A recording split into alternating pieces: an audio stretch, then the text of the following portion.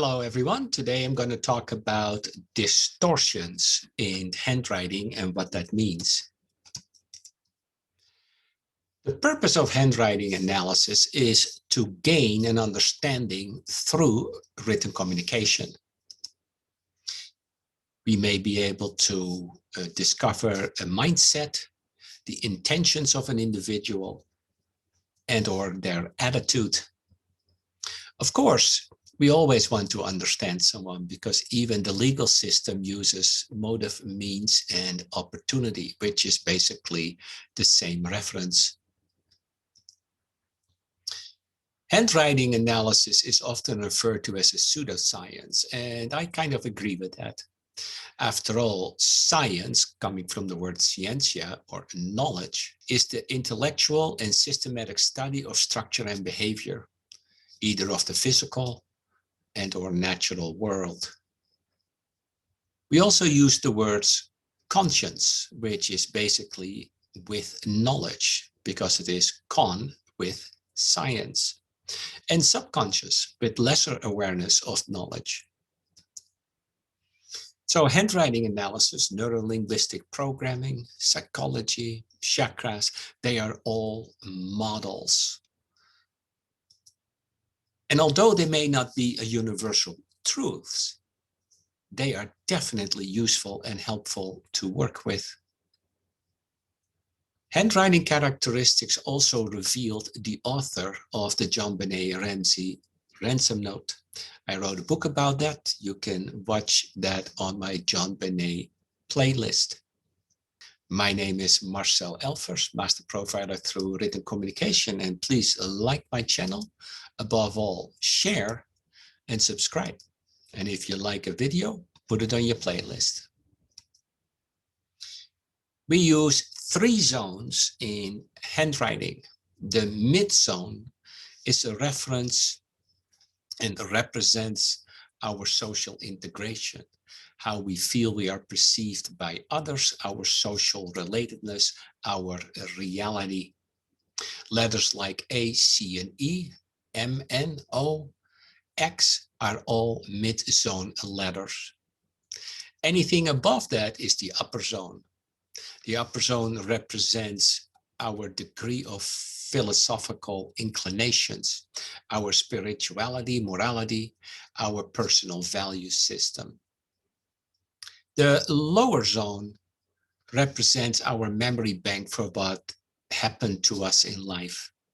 It's the memory for our physical, material, and sexual experiences and how we view and experienced those. It represents whether our needs are fulfilled or whether we have desires that are not fulfilled. The lower zone is, of course, every structure below the midzone. Again, the body of the G is a midzone structure, and just the lower loop is lower zone. Now, this division in 3 parts, upper, mid, and lower, is nothing new. It is used in many philosophies, and I will use the chakras as an example. The chakras originated in India, and the first documentation has been shown in the roughly 1500 BC to 500 BC. Now, the upper chakras are about spirituality, awareness, and communication. The heart is in the center. That represents love, healing. It's our emotion, our feelings.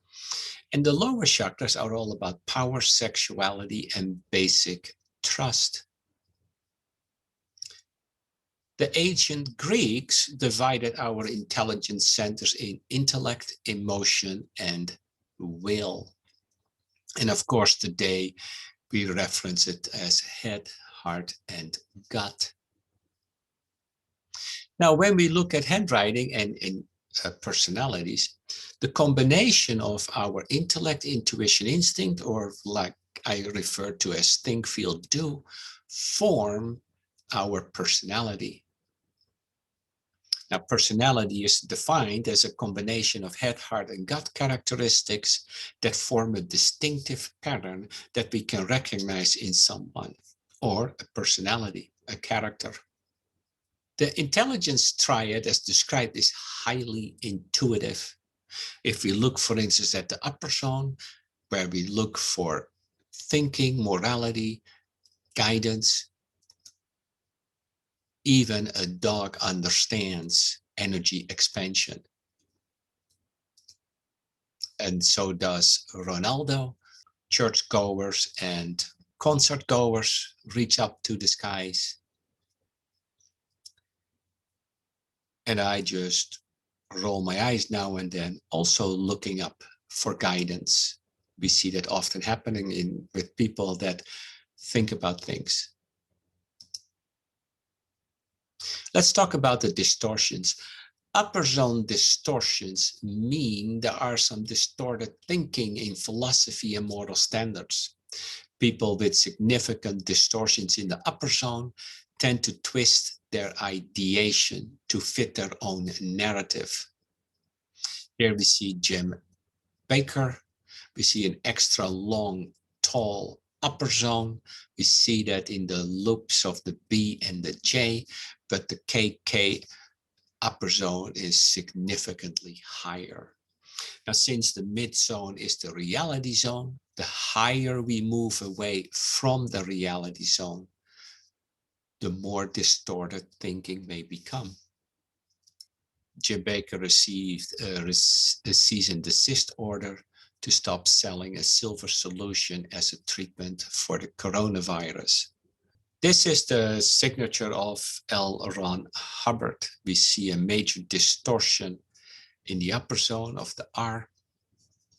He signed with Ron. That forward movement reflects on intellectual arrogance. Here is another individual with intellectual arrogance in his signature, Boris Johnson. Distortions in the upper zone we see in the handwriting of Russell Williams. Russell Williams did breaking and entering in homes and killed 2 women.